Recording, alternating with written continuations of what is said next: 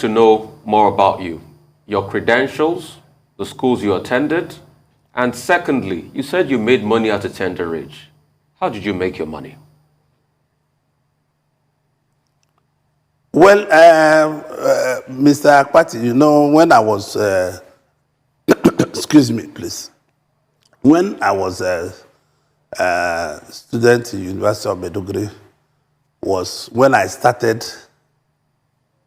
doing business, buying palm oil, because when I went to Maiduguri, I found out that palm oil is very lucrative in Maiduguri. They don't have it. So whenever I'm back in the house for holidays, I'll buy palm oil. I'll go back. When I'm coming back for another holidays, I'll buy dry fish from Baga in Gamboru Ngala local government and sell. And I started like that, you know, and I moved on to start supplying cables to Chad River Basin Authority. Then I built the furniture company in Maiduguri. And the furniture company was very viable because also all these people in Maiduguri were importing furniture from abroad. And few Lebanese were also doing this business. I entered into the business and became a very big giant on it.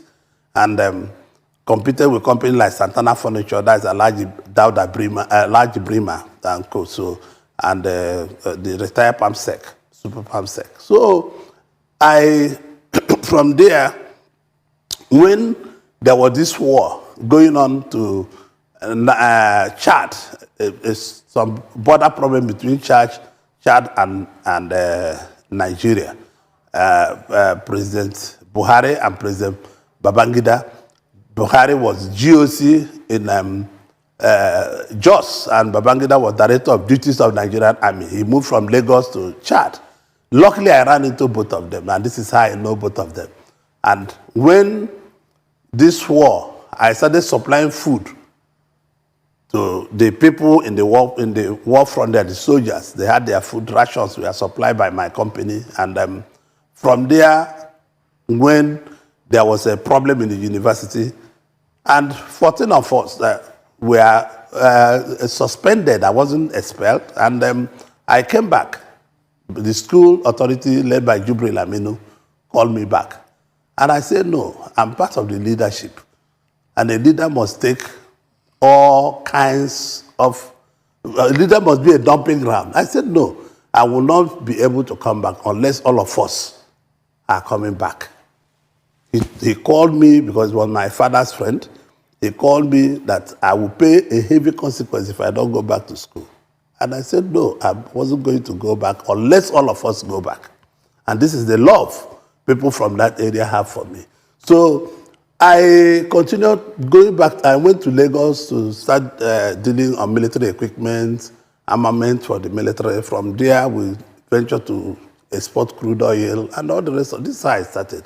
I started importing sugar, rice, all kinds of commodities in Lagos. By then, my office was in Calcutta Crescent. Aliko Dangote was in the other Creek Road. So we are competitors in rice and sugar. I was one of the largest importers of rice and sugar. If Sani Dangote is here, he was also there with me and all of us. So for me, making money is an act. It's not the money. Then I started building the industries in Aba and Ota. This is how those industries spring up. Okay, I'd like to... for me... Okay, I'd like to ask then, you said you were suspended in the University of Maiduguri. Then what school did you finally finish from? Did you finally go back to school? You know, did you finish up there? And I finished from the schools you went to?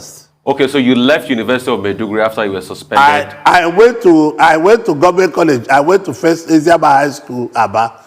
And from Asiama High School, Aba, I went to government college, Umaya, where I took my school start. I went to exchange program in Barewa College Zaria for 6 months, 1 year. With the holidays were about 8 months. So I went to University of Maiduguri, which on the final year, on the only exam I did not take in University of Maiduguri was PS 461 and 462. Anyway, I could have graduated from there, but when I was called back, I refused. Anyway, Senator, many of these decisions are available online.